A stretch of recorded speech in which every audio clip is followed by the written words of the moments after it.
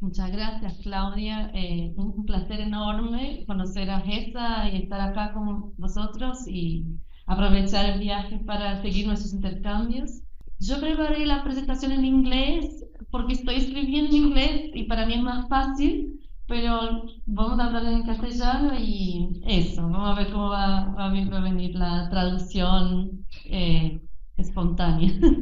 Y elegí este caso de estudio que es sobre un sistema urbano de alimentación y agricultura y las políticas públicas que esta municipalidad está implementando y cómo combinar el desafío de, por un lado, lidiar con las demandas emergenciales o la demanda urgente material de lidiar con el hambre, de la inseguridad alimentaria y a la vez pensar estrategias de transformación de largo plazo del sistema. Y esta era más o menos la motivación de este estudio. También puse tres conceptos de los hallados, que es soberanía alimentaria, economías diversas y agroecología. Y las ciudades de Brasil voy a presentar un poco más del contexto. Primero presento no sé si para los que no conocen, voy a ver muy cortito el proyecto Food for Justice, Alimento para la Justicia, de donde hablo, el diseño de la investigación y ahí voy al caso concreto, explicar por qué esta ciudad, por qué este caso, cuáles fueron los métodos, un poco del contexto de la ciudad, de la municipalidad y los principales hallados.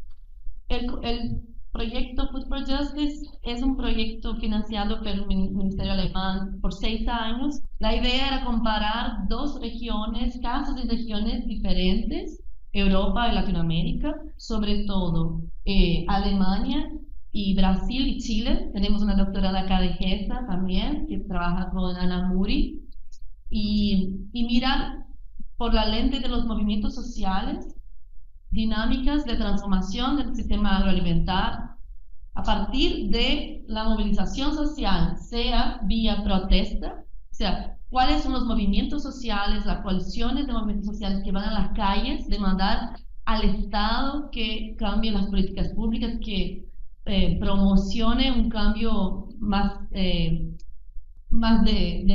top-down, así de políticas, pero también incorporando demandas de innovaciones sociales que la sociedad ya está implementando.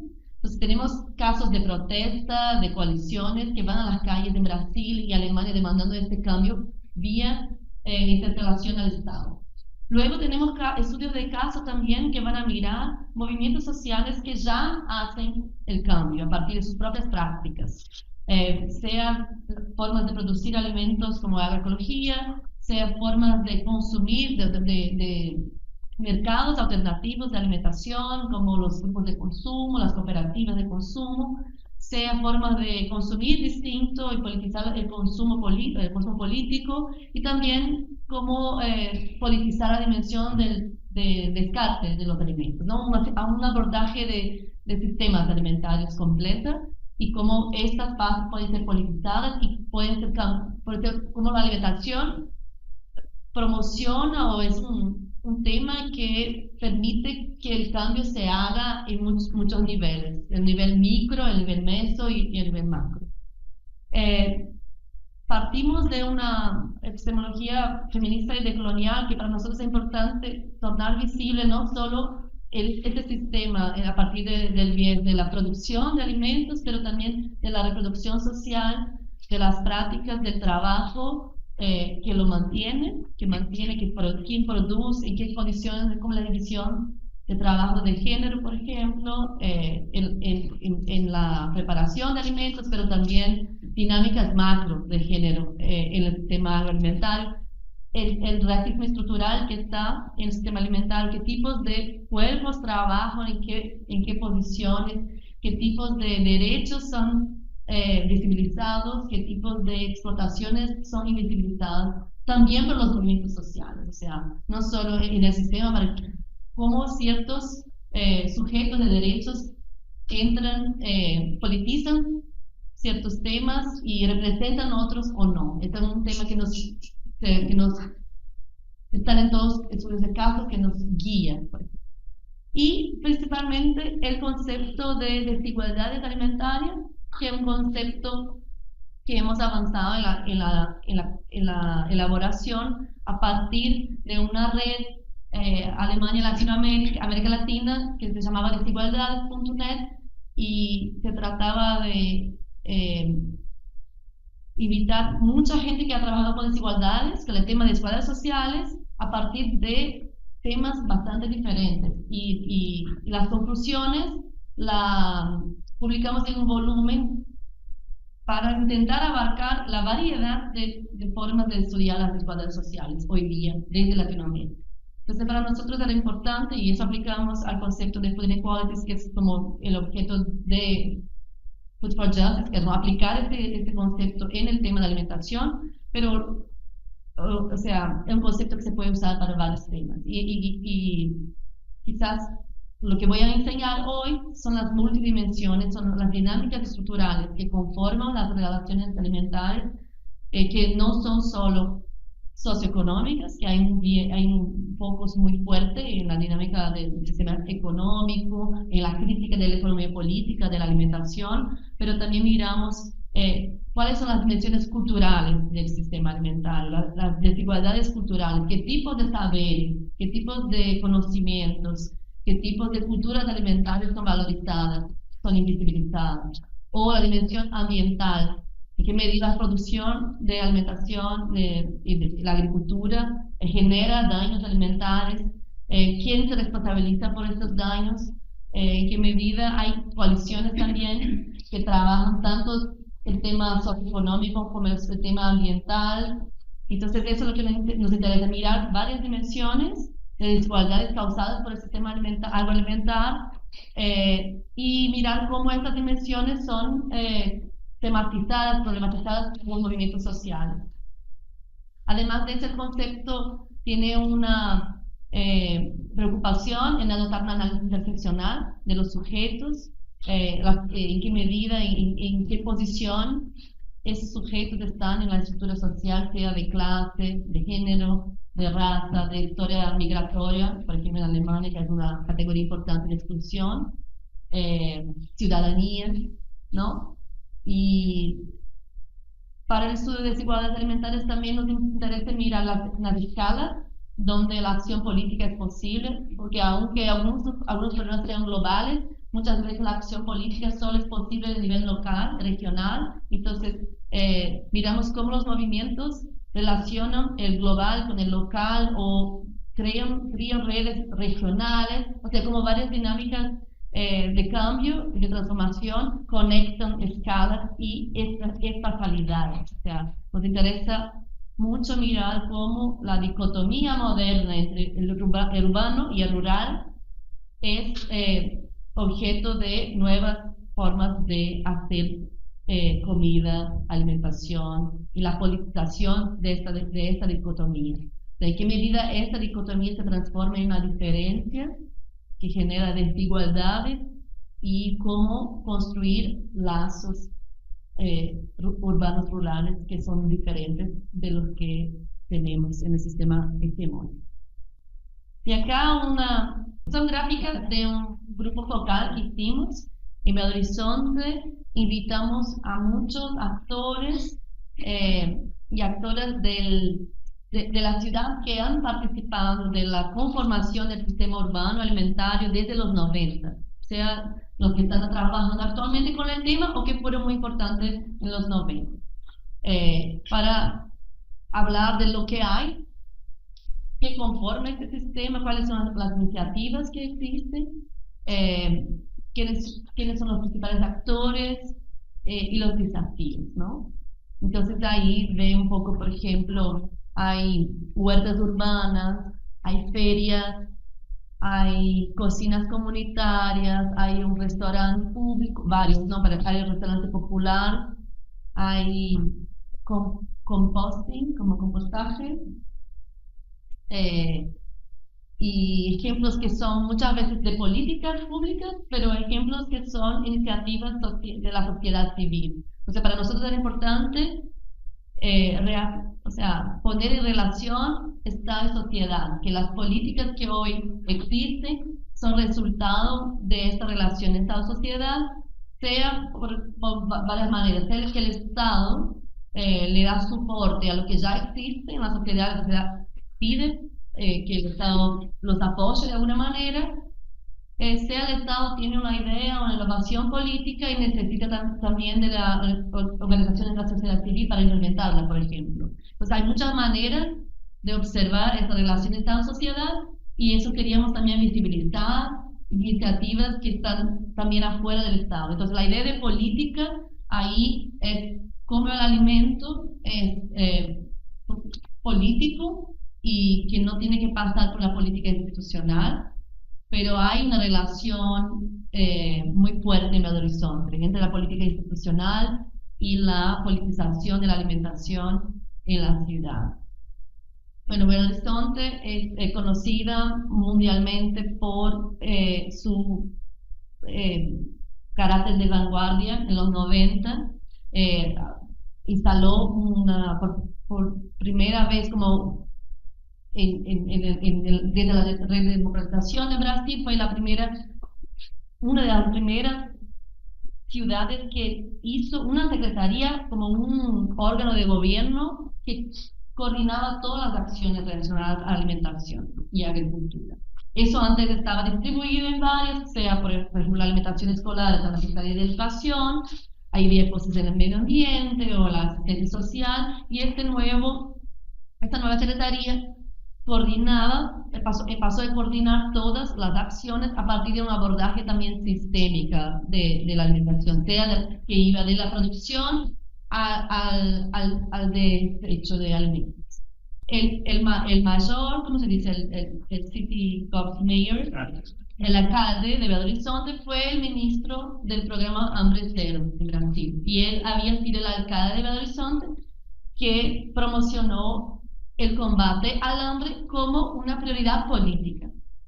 Entonces vivimos en los 90 un cambio en Belo Horizonte de movilización social muy grande en Brasil contra el hambre, o sea, un proceso de politización del hambre que no era más un tema que no se o sea, era un tema que llegó a la agenda política brasileña en los 90.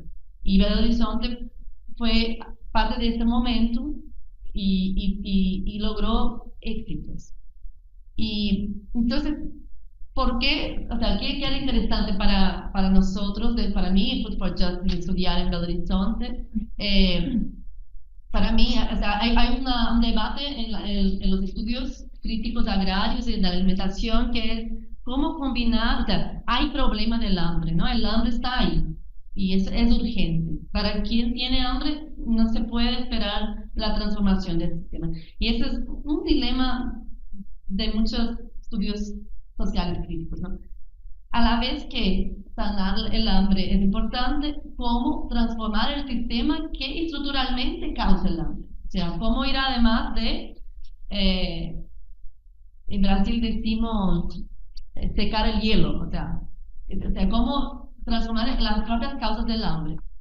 Entonces, en este debate vemos en el siglo XXI, esta ciudad de Belo Horizonte, que podemos decir que estamos en un contexto de crisis múltiples, ¿no? De la crisis climática que está puesta, pero también una crisis política de la democracia en Brasil está instalada con la ascensión de la extrema derecha al gobierno nacional y que avanzó también en varias localidades, varias ciudades, no era un fenómeno solo nacional, una crisis de la izquierda política, de cómo lidiar con esta situación de oposición. El ascenso de la extrema derecha al gobierno nacional conllevó también a la destitución de derechos y la desinversión en todas las políticas que habían llevado a la reducción del hambre en Brasil en el siglo XXI. Tenemos un backlash muy fuerte en esta época, también con las políticas de austeridad y aumento del costo de vida en general.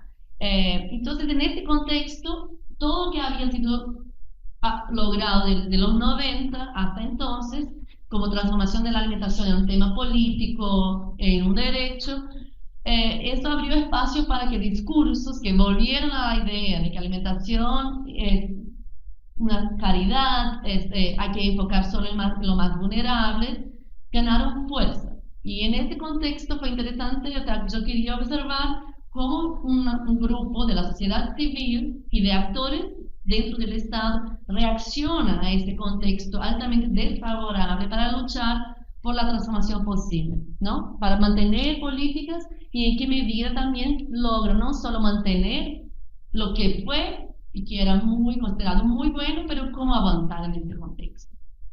Y en Belo Horizonte se dio un gobierno de coalición, donde eso apareció como una ventana de oportunidad, que el gobierno local, el alcalde, invitó este mayor de los 90 para asumir esta área de vuelta. Y el mayor, que había sido el ministro de lucha contra el hambre, al fin había sido electo como diputado federal y indicó, ha nombrado gente de su confianza que tenía también experiencia en esta trayectoria. Entonces, esta gente que tiene esta trayectoria y este compromiso, ¿no?, con el tema de la alimentación, desde los 90 entró de vuelta con una fuerza política, con un mandato político para hacer como un update, una nueva gestión de la ciudad, y eso fue lo que yo traté de observar pronto. Y lo que voy a enseñar ahora son algunos análisis preliminares. Entonces, he clasificado en 4 puntos los hallados. Uno es que cómo transformo la idea de ayuda alimentaria, asistencia alimentaria en una idea de derecho, y además caminan hacia la idea de soberanía alimentaria, que es una idea de los movimientos de la vida campesina. Cómo promocionan las economías diversas a partir del Estado, ¿no? Cómo también hay acciones para cambiar el paisaje urbano a partir de la ecología. Y finalmente, si es posible, ¿no?, tratar del hambre, lidiar con el hambre, a la vez que cambiar un poco el sistema que lo genera. Entonces yo hice un análisis de las políticas públicas, y acá no es no es una evaluación de políticas, porque no soy experta en políticas públicas. Entonces estoy mirando mi análisis a partir de 2 conceptos: del concepto de sistemas alimentarios, de las fases del sistema alimentario, y el concepto de desigualdades alimentarias. ¿Por qué? Primero, porque mucho de la literatura va a trabajar con conceptos de justicia alimentaria o de inseguridad alimentaria o de soberanía alimentaria, y yo pensé, son conceptos de esos nativos movilizados por actores diferentes, con historias diferentes, trayectorias de interés. Yo quería un concepto más bien sociológico, donde yo pudiera evaluar cómo esos conceptos son movilizados por actores y qué significan esos conceptos en términos analíticos sociales.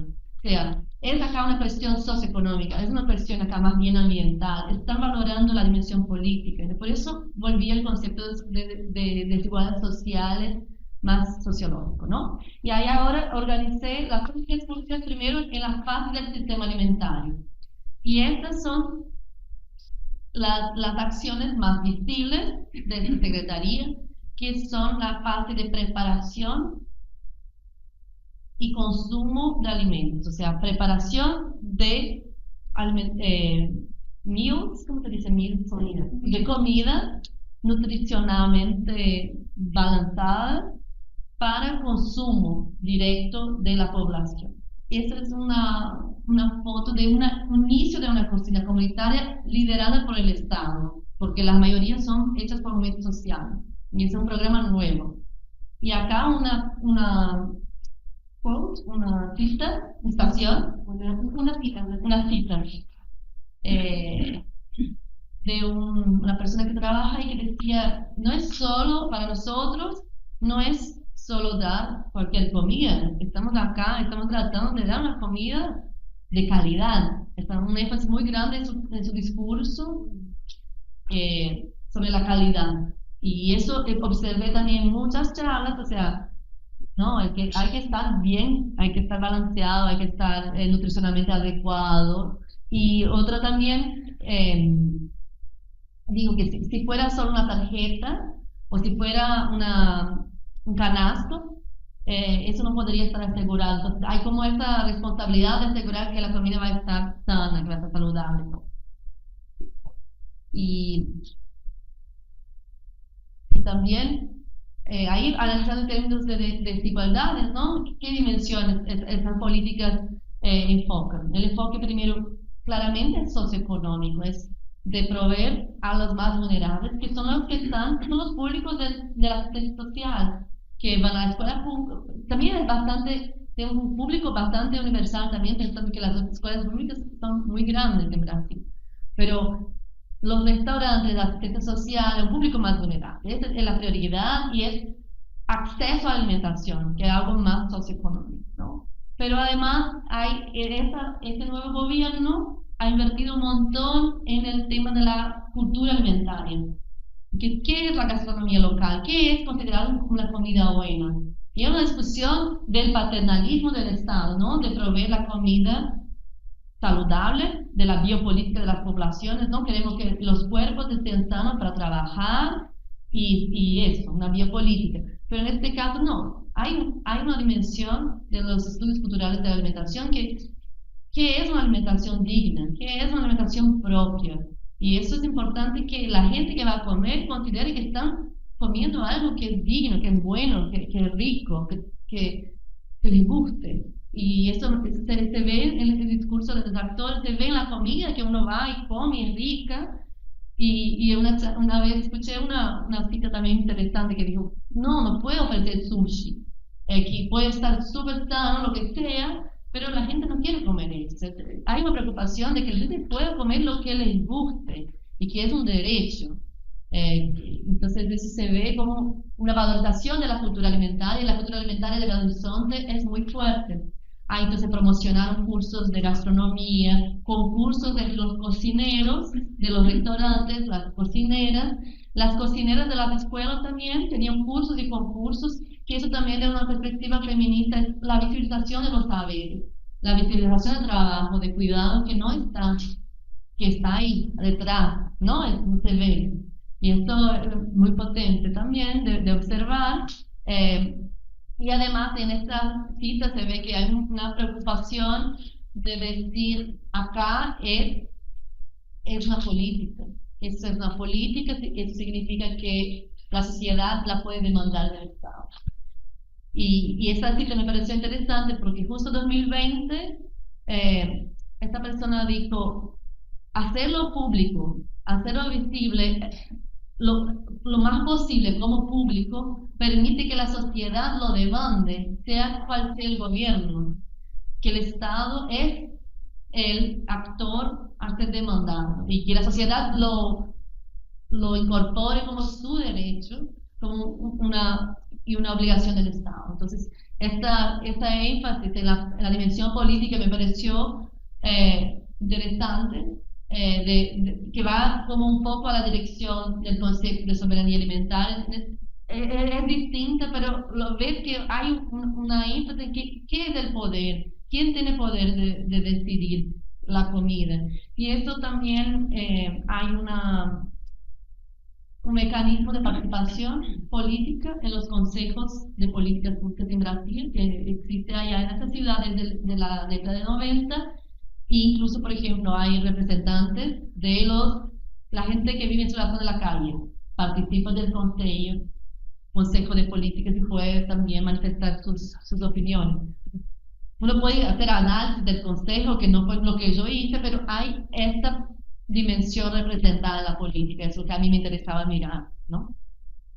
Pasando para la siguiente fase de la diverse economy, de economías diversas, hay muchas políticas que yo no voy a entrar en detalles porque son muchas y bastante complejas, pero básicamente se trata del Estado organizar mercados populares, ferias, traer productores de la región metropolitana para vender sus productos en las calles de más gran circulación, ¿no? Entonces es garantizar que hay también un paisaje urbano, alimentar, no solo conformado por las fuerzas del mercado.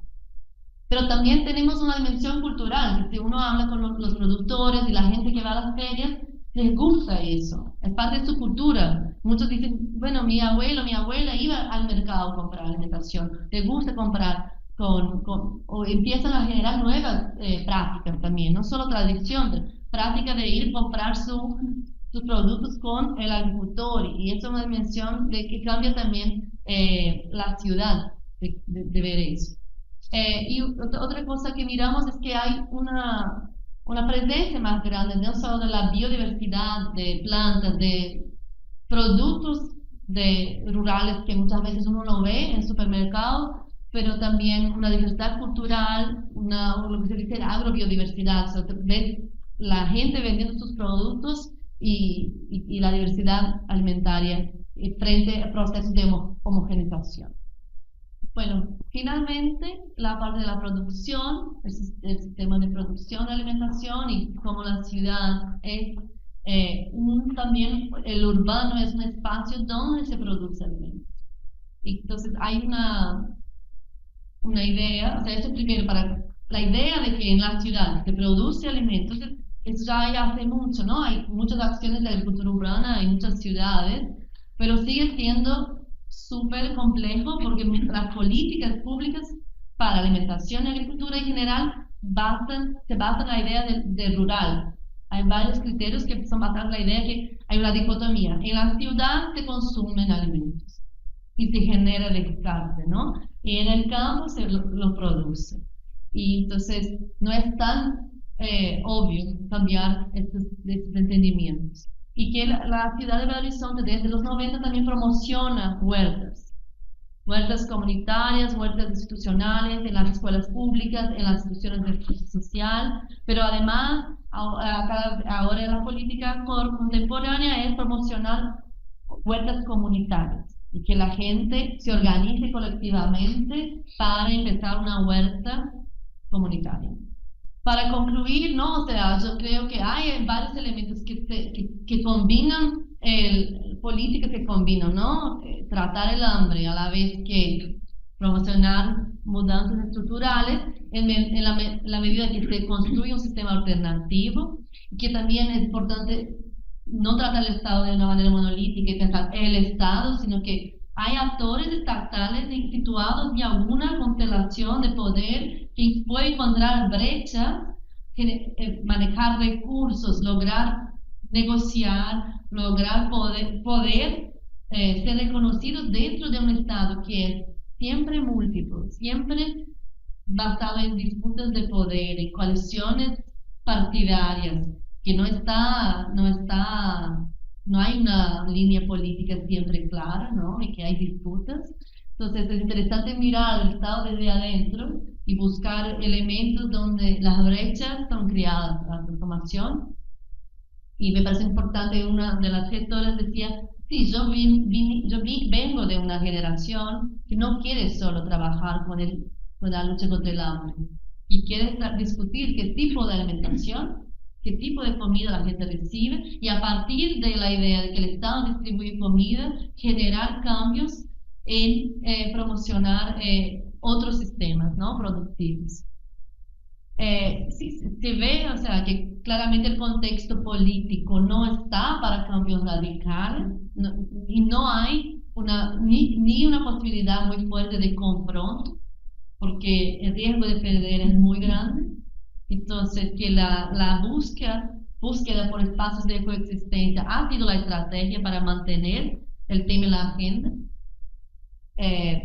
Y también que la elección muy clara por el camino democrático, que implica tiempo, recursos y puede llevar a un proceso mucho más lento, es la única elección posible para un contexto en que la democracia está mejorando. Entonces, se ve una conciencia democrática de sí, vamos a mantener todos los, ¿no? Mantener la democracia. Entonces, para mí, yo que veo así, desde la teoría de transformación social, pensando acá con las discusiones de las utopías reales, es que hay un proceso de expandir los límites de lo que se ve como posible, y hacer lo que hoy es posible mejor. Muchas gracias. Muchas gracias, Renata.